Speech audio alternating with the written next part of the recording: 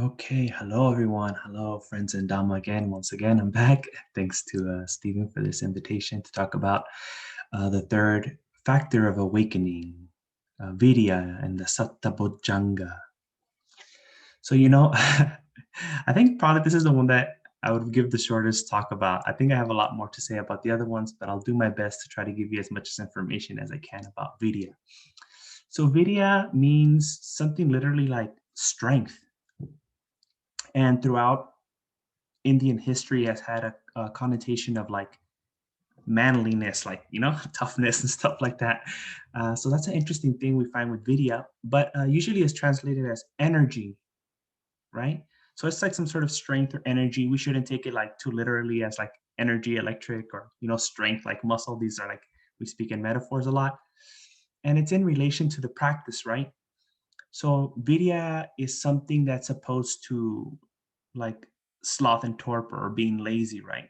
Not just being tired because maybe you didn't sleep well or you did a lot of exercise or you worked hard, but that lethargic thing, like, oh, you wake up in the morning, you're like, oh, I'll wake up later, I'll do it later. Or like in the sutta, it says people say, oh, it's too hot, it's too cold, it's too late, it's too early. Like they come up with all kinds of excuses. So Vidya is something that helps you like kind of go to push that. Vidya has something to do with like diligence, like atapi also. Uh, Vidya is something that it's like a motive, it's like a self-motivation, we can say, a sort of self-motivation, a sort of like strength that you get about it. And one thing that, the Buddha talks about to get us energized in our practice, especially to deal with like the hindrances when we talk about sloth and torpor, is maranusati, right? So reflecting on death, like at any moment I could die, like this could be my last day, this could be my last breath. And that will propel you to practice more and stay in your practice, right? Instead of practicing meditation and being like, well, it's not working out, or good enough for today, or, oh, that was good, but I've had enough goodness for today, enough to help me like just get through the day. Um, this sense of imminent death will be like, no, well, the next minute is not guaranteed. I don't even know if I can practice later or tomorrow. So here, Vidya will be that kind of like um, cognitive aspect of the mind, which helps you realize the importance, right, of the practice of staying with the practice, and the strength that is cultivated through the practice, in the sense that the more you practice, the better you get at it. And the better you get at it, the more confident you feel in it, right? Like confidence in the practice, confidence in your experiences, confidence in what you've learned, and confidence in what you've developed. So this is kind of like the general ideas of Vidya, right?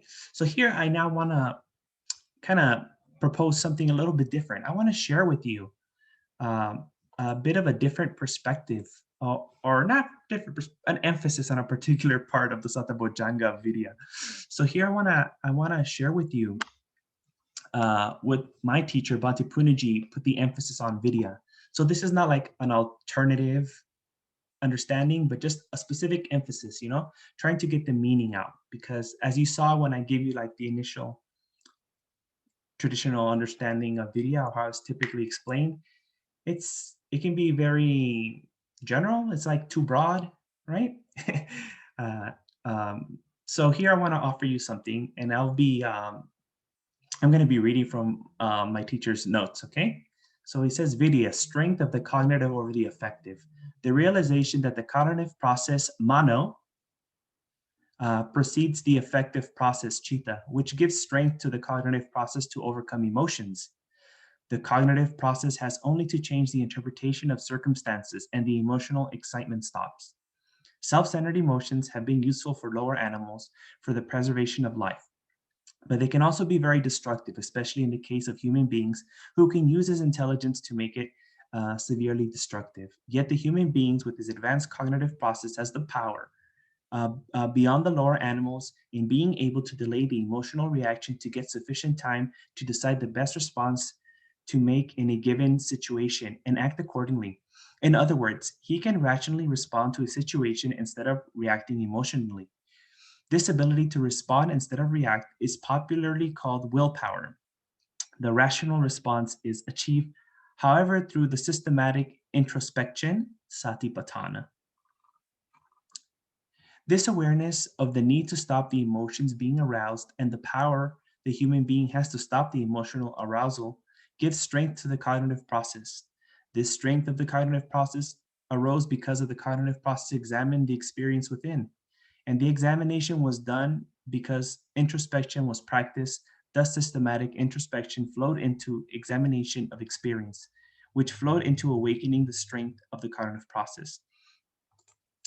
So this is pretty interesting because we see the previous factor was Dhammavichaya investigating the states, right? So this Viriya seems to help us, right? Investigation of Dhamma means being able to distinguish between the wholesome and unwholesome states. So it makes sense that Viriya is like this cognitive energy, which Bhante is trying to explain with us, right? This ability to be able to distinguish these states more, right? So it's through the practice of looking, observing, awareness, mindfulness, introspection, sati, we're able to see these different states, wholesome and unwholesome, kusala and akusala. And the more we become familiar with them, the more we're able to distinguish between them. And we're able to choose or stay with the wholesome ones. So that ability to discriminate between both of them and to be able to stay with, focus on, and choose the wholesome ones would be that strength, that cognitive strength to do the rational or the skillful or the good, however we want to say it, as opposed to the emotional or the unskillful or the bad, right?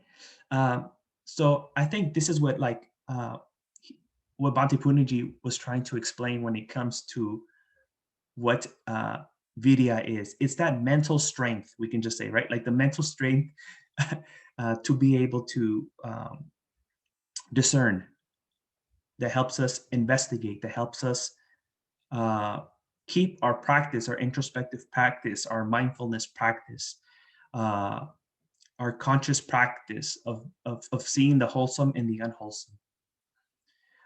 So I think that's pretty much all I have for you today. I would like to thank you all so much for having me, and I hope to see you all in the future again. Sukhi Hotu, may you be well. Buddha Saranai.